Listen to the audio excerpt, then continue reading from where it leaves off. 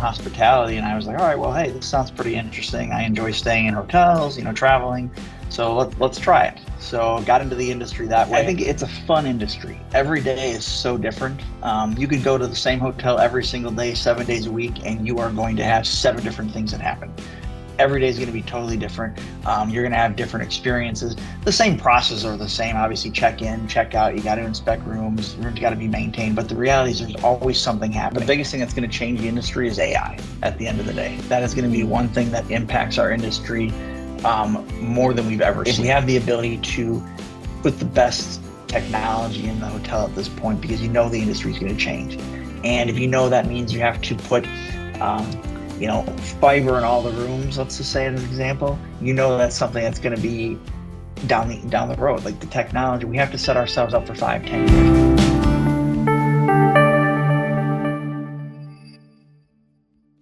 Hello, everyone, and welcome to another episode of our podcast, Reshape Hospitality with Tech. I'm your host, Maria, and here is my co-host, Kazim. On today's episode, we have with us Edward Kalashian, an experienced industry leader. He is the Senior Vice President of Hotel Operations at Buckhead America Hospitality. He will be talking about his career journey with us and sharing some game changing industry insights that will reshape the hospitality industry. Welcome to the show, Edward, and thank you for joining us. Thanks for having me. I appreciate the time. So, first, let's talk about your journey in the industry so our audience can get a chance to know you better. Started about 25 years ago. It's kind of like every other probably high school student, didn't really know what they wanted to do in high school, going into college. And senior year of high school, my guidance counselor said, Edward, you've got to choose a career. Your parents are making you go to college. We sat in an office for about 2 hours, went through all these different careers, and finally just hit on hospitality. And I was like, all right, well, hey, this sounds pretty interesting. I enjoy staying in hotels, traveling. So let's try it. So got into the industry that way.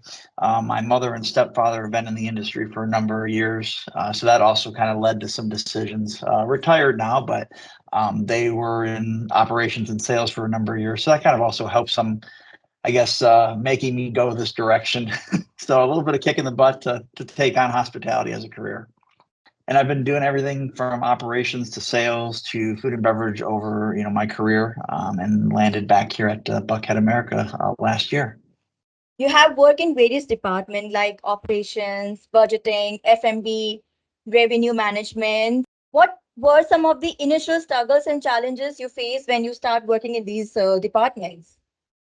I think initially is, getting into the industry, you always are nervous when you get that first management position because you're a new leader and you want to do right by your team, by your company. So, I think it was always a struggle to make sure you're hitting your goals, taking care of the staff, taking care of the guests, and finding new ways to do it better than the prior person. So you can obviously make your mark. So I think the challenges really were looking at big picture going back. I started in operations and housekeeping and then kind of worked my way and learned the housekeeping department and found that, your housekeeper, if you've never done housekeeping, they typically don't respect you until you've started to clean rooms. So that was probably the biggest challenge initially is like, okay, I've never cleaned rooms. Now I'm, your leader. The respect was earned once they started seeing you roll up your sleeves. And I think that's really every department. When you're in a front office manager position, same type of thing. When you're at the front desk checking the guests in, experience what the front desk clerks are experiencing, the high volume of check-in and departure, the phone calls, they build a lot more respect for you than when you're just saying, I'm the leader and you gotta just give out direction. So I think those were some of the challenges as I got into each position. And then, when you get to the general manager level, it's a different thing. Now it's kind of your show. You're the number one person. I always reference things back to kind of football, QB1, they're they're the person leading the team. If QB2 gets called in, they might not have led the offense, like QB1. They've got to come in and build that rapport with that team as well. So I think coming in as, QB1 GM, you have to be able to gain the respect of the entire operation. It's not just one department. So I think those were the struggles as you really get into those first time positions. And once you start to do that, I think those were some of the challenges for me personally. And as I kind of excelled through the career and evolved, I found different ways and opportunities to do things to make sure that the team followed and respected. They might not always like you, but they got to respect you.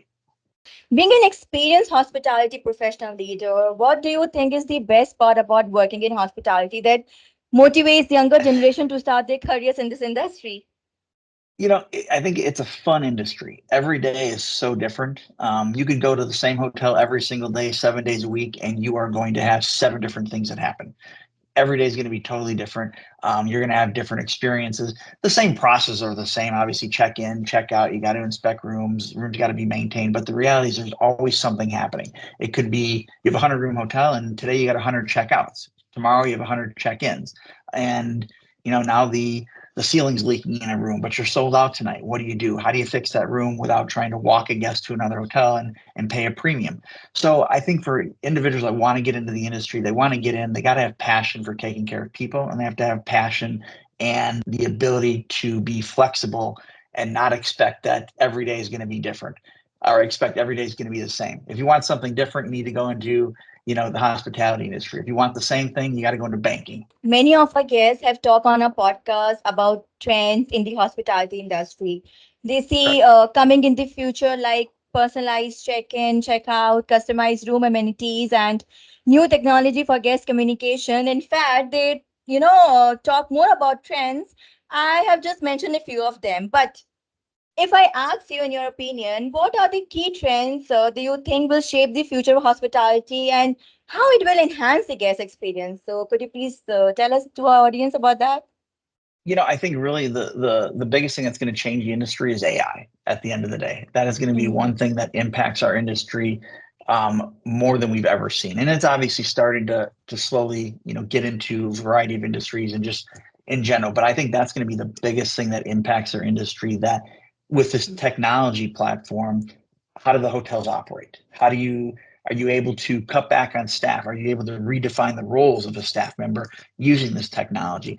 Because nowadays, we're so challenged by labor. We're always finding different ways to enhance the guest experience without that extra team member that you might have had years ago. So I think AI is probably one of my biggest things that we are going to have to adapt to help the industry evolve, because we have to tie into guest experience. The guest wants that better experience because now they're paying more today than they probably were 6, 7 years ago, because hoteliers have expenses that have gone up drastically. So we're trying to figure out how do we still make money to the, for the owners at the bottom line, but how can we enhance that guest experience at the same time? And the technology piece is going to be, vital as we grow, because we're not gonna, the industry is known for not paying very well, unfortunately. It's nothing, nobody, we know that, industry experts know that. So we have to find ways to be able to run the hotels a little bit smaller staff wise, but still being able to maintain that service level. And technology is a way to do it. As you said, AI is definitely a hot topic. You know what? Some people see it as a challenge while others see it as an opportunity. So, what's your opinion Yeah. on this?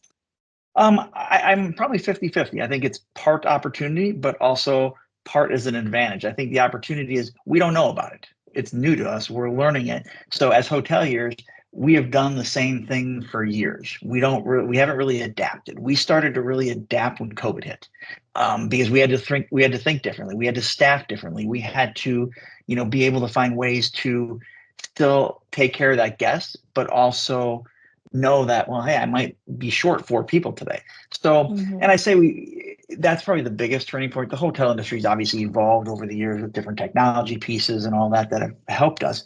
But the big change, I think, was when COVID really came out and we reopened. The world reopened, and we had to find ways to, how do we get staff back?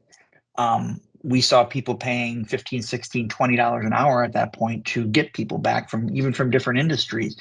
So I think that was a turning point, and now everyone today is looking for that next step up. How do they're finding different ways for incremental revenue, because hotels sometimes are struggling. We've had some good years after COVID, and then now this year's a little bit different. So, the resorts and the bigger hotels that have some flexibility are now trying to find ways to get incremental revenue because room revenue is down. So I think that's probably the biggest thing that I see. And we're going to continue to evolve as a company and do what we can to as well. So yeah, that's pretty much it in a nutshell, in my opinion. Thank you for sharing your opinion and thoughts on it. As we were talking about the guest experience from the consumer point of view, and if I ask you as a guest yourself, can you share an example of any one of your hotel experience that really stand out to you for an exceptional services? Could you share your experience of staying in a hotel? I don't think there was one exceptional. I think I've always had some good experiences across the board. And I think they're probably good because I'm in the industry. So the expectation level is probably a little different because I want my expectation is the same that I would expect of my hotels. Um, but I think for me, the exceptional experience is, you're welcomed when you walk in, by name. You're welcomed by your status within the brand. If it's, if you're flying on Delta, if you're checking into a Hilton, it's about status. Most people want status. I think from a hotel standpoint, we don't necessarily care, but I think your average guest wants status and they want to be recognized. So I think those are some components that I feel like, hey, when I'm walking in, hey, Mr. Kalashian, welcome to the hotel. But I want a quick check-in too. And it's probably more so because, I've been in the industry. I've been on the other side too. That guest doesn't want to wait a long time. I want my keys and I want to go to my room, or I want to use the digital check-in piece and bypass the front desk. I don't really want the spiel of what's what. I can find that on the website. I can find that on a lot of the hotels have apps, but that's just the technology piece. And I think a lot of guests want that. Your traveler that's traveling often wants it. The leisure traveler that doesn't travel often, I think those are the ones that are going to want to go to the front desk, and they're the ones that'll sit up there and talk to you for 10 minutes, and they want to know which way to the pool, which way to the restaurant, which way to the bar, which way to the kids' room, because they're not experienced travelers. So I think the experience for me is really making sure that hotel is, really recognizing who you are and everything's prepared when you arrive. I think that's the biggest thing. Let's talk about Buckhead American Hospitality. Yeah. Also, tell us about your role as the Senior Vice President of Hotel Operations. Like, how many hotel properties are they actually managing? And it would be great if you could share the names too. So we manage 7 hotels. We own 12. So we have kind of a unique setup. We have decided this year a little bit to hand some of our other hotels off that are maybe somewhat more challenged. Maybe they're too small. They don't create a lot of fees for us. We've said let's focus and hand those off to another management company that might be closer to the property than we are, and let's focus on our assets that are close to us where we can get to within a couple hours. Let's focus on the asset management as well, and let's focus on development and that side of it. So that's really been the push for 2024. Now we want to grow, but we want to grow internally with hotels that are, the bigger brands, the Hiltons, the Marriotts of the world. That's kind of our growth model. But we want a certain revenue stream and size of hotel. We don't want to look at hotels that are maybe doing $1.5 million or $1.6 million. We want hotels that are doing 3-4 million for us to manage. Now we might go and buy an asset that's doing $1.6 million in revenue, and at that point we might hand it off to another management company to manage for us. We look at our business as the management company is an extension of the real estate investment. At the end of the day, the hotel's real estate. The value of the hotel goes up based on revenue and profits and all that. So it's a real estate play. We're a real estate company with a management extension. And that's, I think, really what our push is. We'll continue to buy. We'll manage some. We'll hand off some. And that's just one sector of Buckhead Management.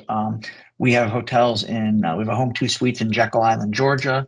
We have a Seafair Inn and Suites, which is part of the Choice Hotel family, Ascend, in Jekyll Island, Georgia. We've got Inn at the Peachtrees in downtown Atlanta, which is part of Ascend and Choice Hotels. We have a Holiday Inn Express in Atlanta, right by the Atlanta Braves ballpark. We have a Holiday Inn in Peachtree City, Georgia, that is close to the movie studios. So you see a lot of Marvel movies and Disney movies in that area producing. And then we've got a District 3 hotel in Chattanooga, which is part of Ascend, that is now going to be converting to our first Spark Hotel by Hilton. So we kind of dabble in all the brands. There's really no brand that we don't really touch. But ultimately, I think our goal for producing better results in the future, we're going to look to the major players like Hilton and Marriott. And then my role really as in the company is I pretty much run the operations side of the company. So accounting, HR, payroll, revenue management, sales, all report up to me. And then I report to our 2 owners of the company. And it's really, I always say there's everything that I'm involved with A to Z. The only thing I really don't touch is the bank accounts at the end of the day. That's about it. I would like to know about the approach to managing hotel operations, like optimizing resource efficiency, maximizing revenue, and maintaining cost control. So, what procedure do they follow for that? So, we're probably like any other management company. We have the tools and the technology out there. So we've got an accounting system that, we use on a day-to-day basis to help manage our invoices coming in, payments going out, and then that translates to the P&L and the balance sheet for us monthly. We use payroll services, to help manage the payroll. We track some things via Excel that are, minimal from a labor standpoint. And the thing with us is we're big on technology, but we're big on the right piece of technology to help us. We don't invest in every piece of technology out there because not everything is right for our size. So we look at, okay, what technology helps us and is going to make us be more efficient, but also help the bottom line as well. We don't want to put a piece of technology in that's just going to cost us money. That's not going to really help us generate a better bottom line. So there are some things that we'll do a little bit old school, as I say, that we might create an Excel spreadsheet that is more effective. There's no cost to it. It's just the time in creating it, but it serves the purpose so we can help the bottom line a little and we still get to the same result. So we look at everything. We're a small company, so I'm involved in revenue management on revenue calls, talking with the revenue manager and the teams to help discuss rates, restrictions. I'm not on every revenue call, but at that point, I'm able to kind of chime in from an outside perspective because I'm not in on every call. I look at data, and I think that helps, make some decisions and kind of makes people think a little differently too.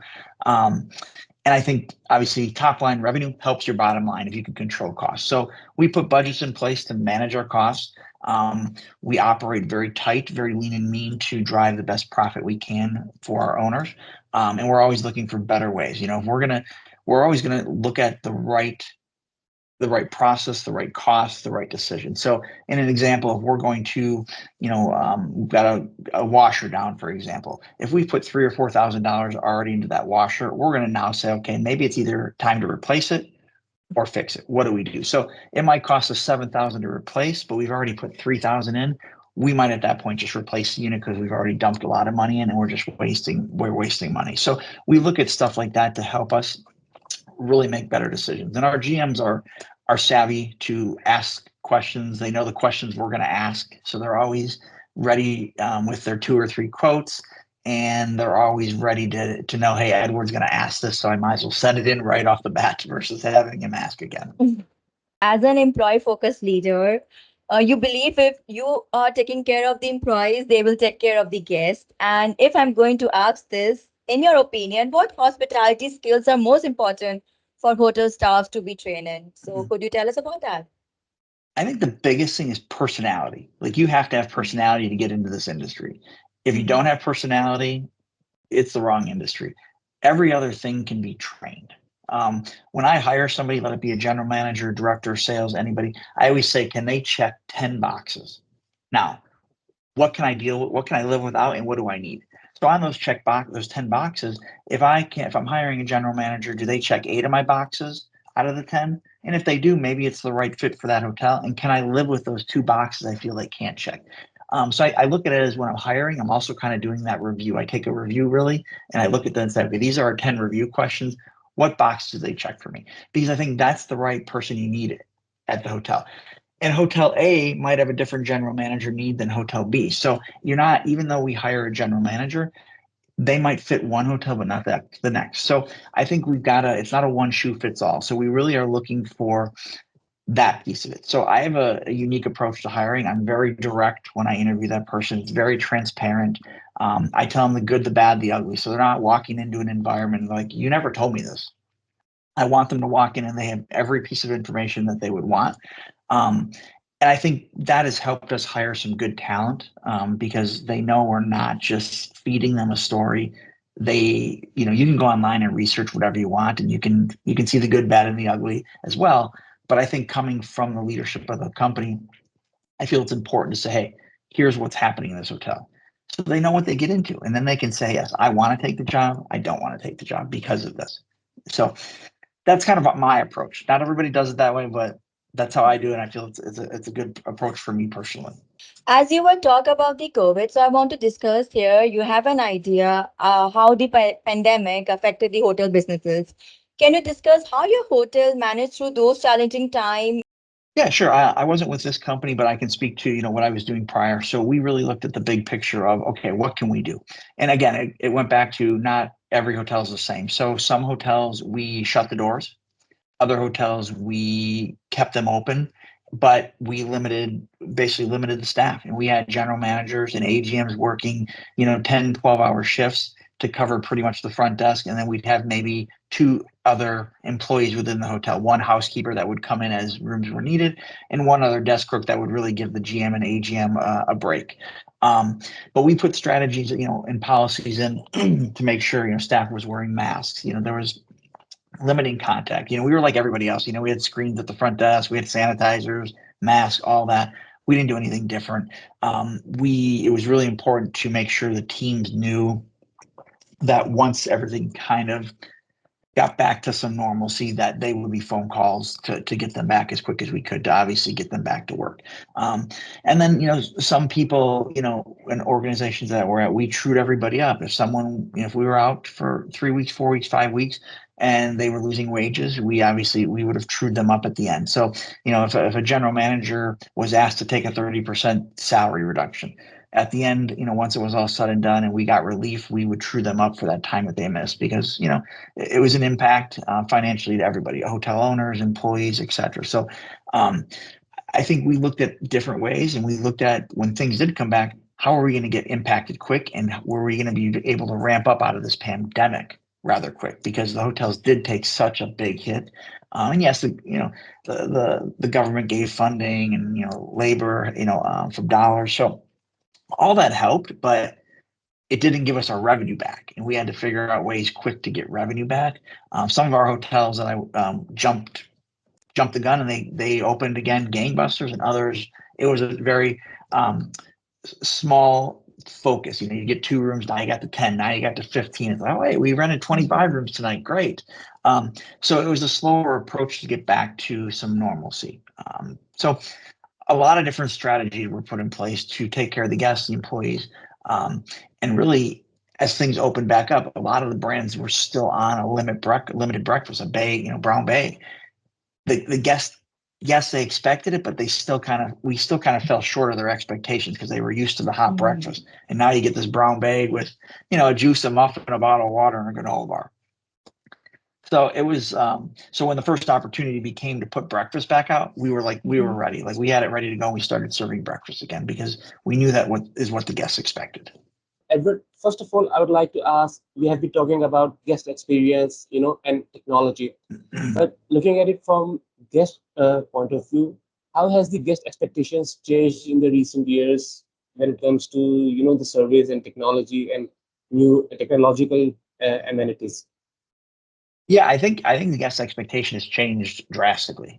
Years ago, as the industry's evolved, now guests have this technology from Alexa and all these things at home, and Apple TV and all that, and these streaming services. They expect it in the hotels today. I don't think anything less is a failure. So I think when the guest goes to a hotel, and if they stayed at one brand within an enterprise, and they go to the next hotel, and that next hotel doesn't have it, maybe because there was an ownership change or something, the expectation has fallen short, because they expect that you're going to have this in the room. So I think that's one component, is we have to evolve, and we have to have we need to have the brands move quicker with this involvement, and hold owners accountable to keeping, moving all the hotels forward. We can't just say, hey, if there's 500 hotels within the system, and only 200 now might have this streaming service, how quickly can the brands get you to get the other 300 hotels to get that streaming service? Because the guest expectation is the same from hotel to hotel, hotel A to hotel B. So I think that's one component, but the guest does expect more interaction from, I think, the staff. They expect that they're paying a higher price today than they were 10 years ago. So they're expecting that they should get that worth of service. I think you also find that it's harder too for that desk staff, because we've now cut back a little bit on labor in the hotels, that we still have to meet that expectation that has grown drastically. So it's tough on that hotel staff and operations teams to still maintain that expectation. And I think that's where it goes into a little bit hiring the right staff, paying them right, taking care of the team that's taking care of your guests, and be okay with paying them a little bit more to ensure that they're doing everything they possibly can within their control. Because the expectation is going to continue to go up. It's not going to get lighter. It's only going to get, it's going to get more from the guests because we expect it now too. There are so many technologies available for the guest room at the moment, for like really simple things like an in-room tablet to like very fancy stuff like smart mirrors in the bathroom. So if I were to ask you, what is the like bare minimum that the hotel should have, and what is essential for like a great guest experience, and then which technologies are like sort of an overkill or unnecessary at the moment? Um, I think for us, most of our hotels are all limited and select service hotels. We don't get into the high end.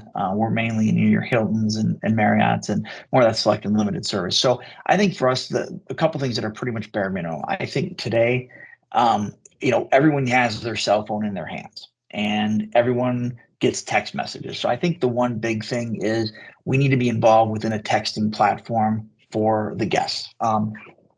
At check-in. So that guest at any point can pick up their phone throughout their stay and text the front desk clerk to say, hey, I need extra towels. I need coffee. My room wasn't clean. Because there's a comfort level with that guest or anybody to pick up the phone and text versus picking the phone up and actually calling and saying this wasn't done. Guests don't want to get, a lot of the times they don't want to get into that confrontation. A lot of times they don't want to complain. They want to complain after they check out when you get a survey.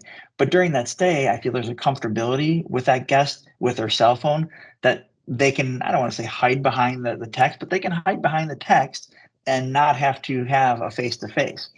So I think it's important that we have that at check-in so the guest does get that interaction communicated. I think the other thing that is really a requirement today, you have to have streaming services in your rooms and smart TVs. And if it's not some sort of technology on the TV, it's a way for that guest to hook their laptop up and stream to the TV, bring their Apple TV, Roku, whatever you want. So they have that ability because I think that's expected because we have that at home now. A lot of people have gotten away from having TV and cable and satellite and have gone to all these streaming services. So as they travel, that expectation has to be met. And there's hotels out there today that don't have that. So you've already kind of set that failure up, when you get to a hotel and, oh, I was in this hotel 2 weeks ago, they had it. Now I come to the same brand 2 states over and I don't have it. So you've kind of fell short right there. And that hotel that doesn't have it is now going to feel the pain from that survey from the guest because the expectation was there and they had it at the other hotel. So I think that's a must. I think in our sector, because of the type of hotels we have, the smart meters and stuff, that's all great, but I don't think it doesn't necessarily isn't needed for our type of guest in the markets that we're in. I think that's when you get to a little bit more upper scale. But I think, things like Alexa, things like that in the room are imperative as well because guests just want to be able to, hey, Alexa, turn this on, or can you play this song? So I think those are probably the key things for me. And I think that'll keep evolving. And I think probably one more component, I think if things were controlled by a remote or the tablet, like you brought up, that just makes everything because you're lying in bed and sometimes you forget to turn the light off by the TV or you forget to turn the AC lower. I think if everything was controlled by that, you don't need to get out of bed. Because what do we do at home? You have a lot of stuff controlled. Your garage door's controlled by an app. Your lights are controlled by an app. You have all this technology. You got to take that expectation from home and deliver it in the hotel side because we're their home away from home at the end of the day. Do you think that as an industry, hospitality have a problem where they can implement new technologies, but they may not be able to get full benefit from it, whether because of lack of employees training, or maybe the technology isn't integrating with the other systems as well, especially in the case of independent or boutique hotels. Do you think this is like a serious problem? I think it is a problem because, and I'll add one more thing to that is I'll add cost because a lot of owners don't want to take that cost. It's a brand decision and says, hey, we're going to put this out in all of our hotels. And I think that's kind of going back to what I said before earlier is you get to the point where if there's 500 hotels and only 200 of them have the technology in place, the brand is giving a little bit more leeway on those other 300 for whatever reason. And I think that presents a problem of consistency from hotel to hotel. Because at the end of the day, we invest in hotels in a brand because you want it consistent. You want brand You want brand recognition, you want brand contribution, you want recognition. That's why we invest in the brand. We don't, it's the name. You're buying the name. It's the same thing buying a car. You buy a name sometimes and you pay for it. But I think it's important that the cost factor plays into that, because if you're going to build a hotel, you can build that cost in immediately, and it's easier to obviously do it at the time of the build. When you start to get into hotels that are older, and now you have to sometimes retrofit it. You got to find creative ways because to get it in, and cost sometimes is more because of the fact that it's after the fact. And it's going to continue because obviously you don't know 10 years ago when you built a hotel what the technology was going to be today. But I think it does I think all that has to be taken into account, but we have to figure out a way to be consistent from branded and even independent, because a guest that's staying in an independent hotel also stays possibly in a branded hotel and vice versa. But from a brand perspective, you have to be consistent from all the hotels within your system. Independent, you have a lot more flexibility. Now, in the independent side, you have some flexibility because now you don't have franchise fees and you don't have all those extra costs. So you have to figure out a way to get the technology that all the systems talk seamlessly. Right now, even in the brand world, we find that some of all the systems don't necessarily talk seamlessly, and sometimes there's hiccups because of whatever reason. The brand puts a new system in, but they're still working out the kinks to talk to the other two systems. So I think that's a big component, is some of the brands roll stuff out very quickly and don't necessarily look at all, dotting the I's and crossing the T's either, to put the right piece of technology in. And I think that's sometimes a challenge for the hotel operators, is the brand pushes it out, but what is your specific hotel and how do you put that into your hotel? Because our hotel, it could cost us $100,000 to put something in, but then another hotel within the brand could only cost them $20,000.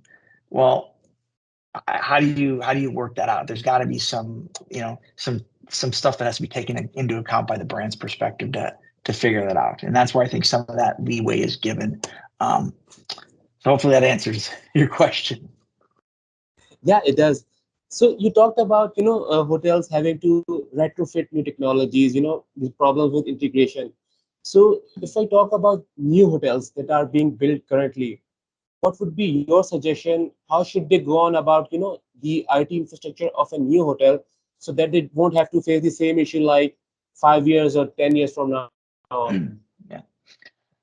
I mean, unfortunately, we can't predict what 5 and 10 years are going to be, down the future. I mean, we're going to have flying cars at some point, who knows when that happens, we can't really predict it. So I think the best thing that we can do as hoteliers when we're building hotels is really, if we have the ability to put the best technology in the hotel at this point, because the industry is going to change. And if that means you have to put fiber in all the rooms, let's just say as an example, that's something that's going to be down the road. Like the technology, we have to set ourselves up for 5-10 years. And I think we need to look at every opportunity in every area to do that. Be prepared. I think the biggest thing is, if you have the ability within that build to give yourself some extra room or spaces, to know that you're going to have to retrofit something at some point. If it's an extra crawl space or an extra doorway to get to the attic easier, that will help for the future, because you're going to have to run some new wiring or something. And I don't think we always think about that. We're always thinking about it as we got to maximize every inch of that hotel. Every square inch has to be maximized. If I don't do this, I can add one more guest room.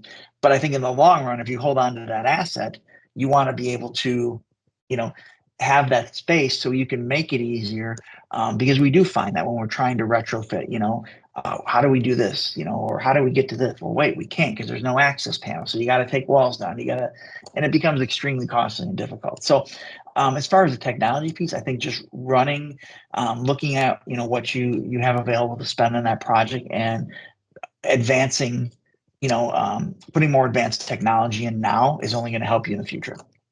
If you put the bare minimum in today, you're gonna be a little bit more behind the 8 ball in 3, 4, and 5 years. If you put the higher end stuff in today, you're probably going to be closer to that technology platform that comes out in some time, and you'll be closer to the finish line then at that point. As you said that you have been into revenue management for quite some time now. So how do you think AI or big data can help in revenue management to the hoteliers? I think that is that's $1 million question. I think AI is going to take over revenue management. The systems are out there today. The tools are out there today. They're great. We've come a long way with the brand technology tools as far as the revenue management side and how they extract data, how they look at data, how the algorithms help, really say, hey, this is where you should be as far as a rate. This is what you should be as far as your overbook. So to say that revenue managers are going to go away, I don't think they'll ever go away. I think it's going to be one more of that AI is going to drive the systems, and that person's just going to be on the back end just to make sure some crazy stuff isn't happening. Where maybe they're managing a portfolio or 10 or 15 hotels today. Maybe, as AI really develops more, it might be 30 hotels that they're doing, but they're only skimming the surface on each versus having to really dive deep into it because the system's doing it all and the technologies, and the back end is helping. Now, the flip side is at the end of the day, you need the human element still. Just because the systems are out there, they're great, they're fabulous, but there's still a human element to revenue management. There's still a human element to knowing the market, knowing the peaks, the valleys, the ebbs, the flows. The revenue management system doesn't know it's raining out, doesn't know it's going to be sunny or not per se. Today it probably will eventually, but it's not taking into account the boots on the ground. It's not taking into account that constant communication, between a general manager and a director of sales to the revenue manager to say, hey, we just saw a quick pickup, or we just saw a bunch of rooms canceled because it's snowing out, or it's, we're in a hurricane. AI will eventually be able to do that, obviously, but I don't think it's going to be a little ways off. It's not that smart yet, I don't think. But I do see that revenue management might be a little bit more. We won't need as many revenue managers as this really evolves more. We have seen growth in the alternate accommodation sector like Airbnb, especially after the COVID. So do you think currently when travel is almost back at the pre-COVID levels, so Airbnb and other alternate accommodations, are they like a serious challenge to the hospitality industry, or they have their own separate space, completely different from the hospitality industry? I think it's preference. I think, myself personally, I would not stay in an Airbnb. I'm a hotelier through and through. If I'm traveling, I want to stay at a hotel. And it's probably just me. I want a brand. I want to be consistent. I like the consistency from one brand, from one hotel to another.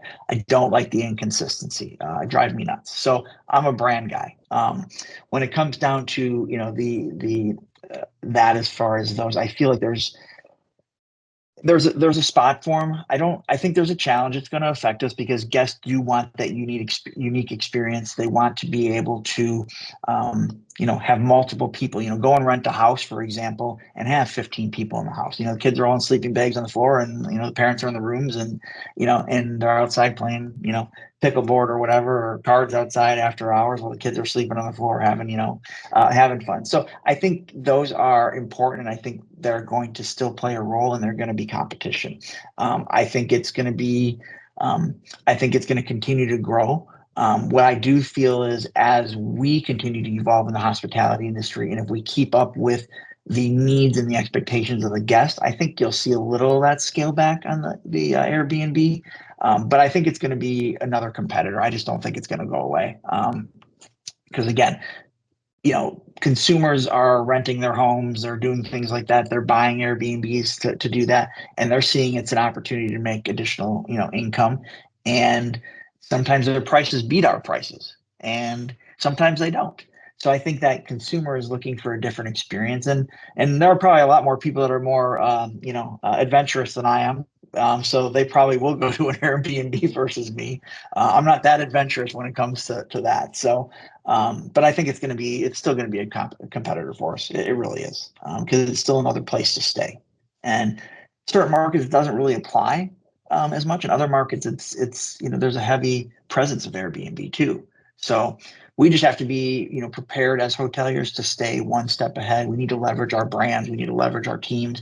And we need to make sure that we are competitive to ensure that that guest chooses us and let them choose us and make sure they come to us because we have that guest experience. But you also hear horror stories on Airbnbs too. So I think that scares some people off. So I think we'll still be successful on the hotel side. Yeah, as you said, it is also it is dependent on the market, because I think I read somewhere that some European cities have like placed a cap on how many Airbnbs can there be in a city because of so abundance of these Airbnbs. Yeah, but I think it is right. There is space for both of them. I agree, and I think that's something, if that can be done, it's a good idea. Cap the number of Airbnbs in the area. It almost needs to be, almost like a franchise in a sense. I would say if there was someone administering the Airbnbs, like if you want to be an Airbnb, you have to register it and you have to go through some sort of organization to keep that. Not necessarily pay to a franchise per se, but somebody or some organization that's administering it, that you have to have some type of permit that's registered, that then is logged, and something to kind of keep control over it. Otherwise it will get it'll get out of control, and then we lose on the hotel side, which at the end of the day, that's our focus, is hotels. If we talk about the hospitality conferences, do you visit any hospitality conferences so far? Can you name it? And how was your experience while attending the conferences? So typically, I attend all the hotel brand conferences. So Choice, IHG, and Hilton are the main conferences, because we're affiliated with those brands. So definitely go to those when they have those. In years past, I've attended High Tech, because I feel like that's one that is a big thing from the industry, and it helps us look at what technology is coming out and how does that help us. Again, like I said earlier, not every piece of technology works for us, but we look at things, everything from a tipping solution. We just put a bunch of our hotels on a tipping solution that we found out from a conference, to really help our associates in all departments earn some extra money, by a guest. Going back to the guest experience we were talking about, if that guest felt that the guest experience was great at the hotel, they can tip the associate via a QR code in breakfast or the front desk or the guest room. So we're always looking at stuff like that to enhance and have those offerings. But high tech's a big one, because I think there's so much out there, and the technology is changing so quick that you can't keep up with it. And I think walking that showroom floor really gets you to interact with the different companies and see the tools, firsthand, and say, yes, that's going to work for us, or probably doesn't fit what we're trying to do. But I think having it all in one show floor, you get to experience it over 2-3 days to kind of touch, feel, see it. And that really, I think, helps us make better decisions than just sitting, and getting a sales email that says, hey, we've got this solution, let's get on a Teams call and let's talk about it. It's different than actually talking to the sales guy on the high tech floor and really kind of touching and feeling, because they're usually demoing it, they're showing it. You can ask a lot of questions. You might leave and then come back 10 minutes later and you have another question discussion. So I think that's imperative. Earlier, you talked about your career journey. I'm curious, who were the people that helped you the most in building your career? And what was the best piece of career advice they gave you?